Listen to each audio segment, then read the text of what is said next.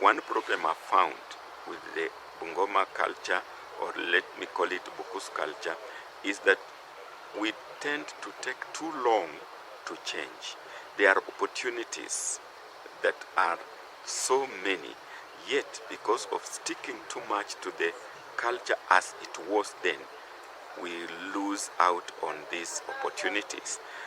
For example, sorghum, bananas, millet, groundnuts, these are crops that were traditionally grown in Bungoma.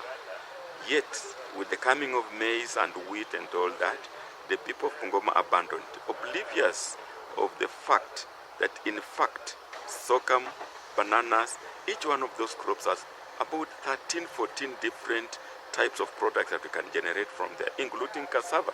And nutritionally, they are a lot better than, let's say, wheat, which has a lot of gluten. So the fact that people in Bungoma are slow in changing, it costs them in terms of economic development. So in this forum, we discussed, and I think sense was seen. I'm very happy that my talk generated a lot of interest, and people are now saying, yes, we need to change. We would have changed like yesterday. So I think the Bungoma people are now seeing the light, seeing the sense, and the promise is great.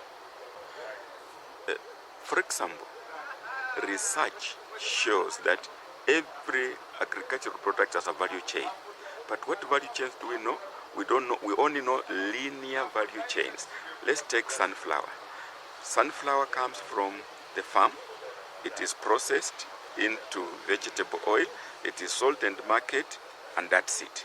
However, when you are processing sunflower, when you're pressing the oil from sunflower, you get what we call cake. This cake can make can make animal feed, can make fish feed, and can make chicken feed. Indeed, I have done that research. I'm doing it on my little farm in Kimilili, where we, after pressing the vegetable oil, we converted the cake into animal feed and fish feed. Now that there is fish feed, we're now forced or tempted to start fish ponds. And indeed, I'm doing it on my little farm in Kimilili, where I have a 16 by 12 meters of fish pond. So the cake coming out of sunflower, I press it, I get the fish feed, and then I feed the fish in my fish pond.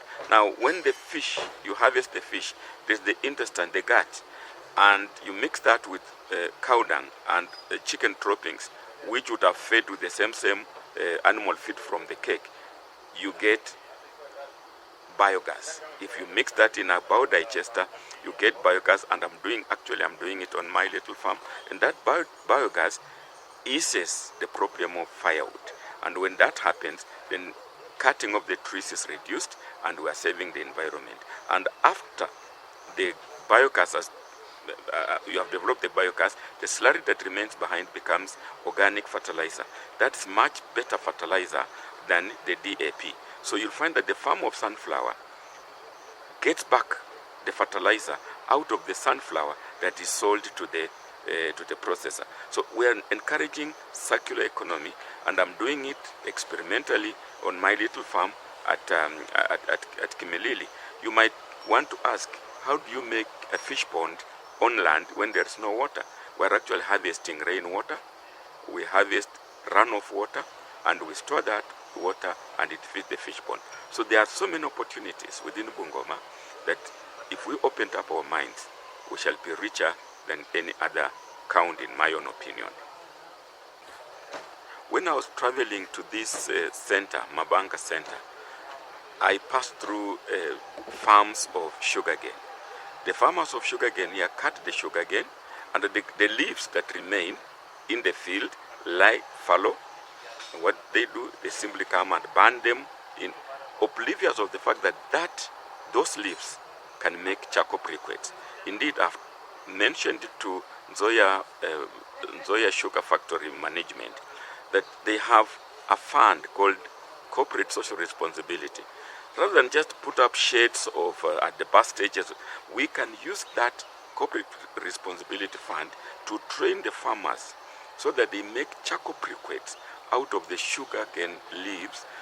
That way, even if the factory takes a little bit of time to pay them for their produce, for their sugarcane, the farmer is already economically empowered. And when you do that, and you make charcoal briquettes from that sugarcane leaves, those charcoal briquettes need what we call a kiln to prepare the charcoal briquettes. Now, this is business for the Juakali of the county. They will be producing those kilns, and of course, the charcoal briquette that we produce need a special stove, energy-saving stove. Again, you are giving business to the Juakali in the county. So, wasted, what we call agro-waste, is actually not waste at all. Even the leaves, even the grass, even the paper in schools, all that is money.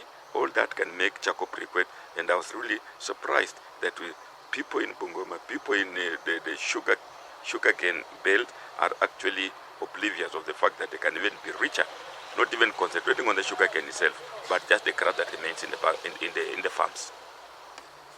Charcoal briquettes are simply charcoal in the direct sense of the word, but it is charcoal that's not made out of the trees that we know, the normal charcoal that we cut trees.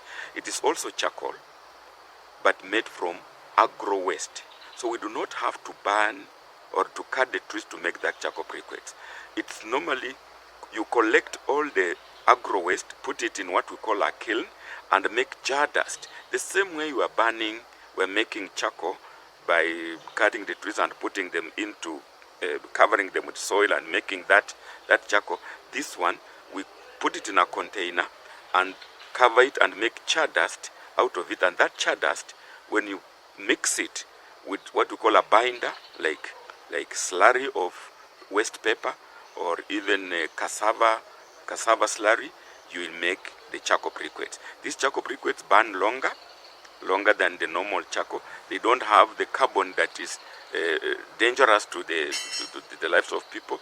And of course, we are saving the environment by encouraging these charcoal briquettes.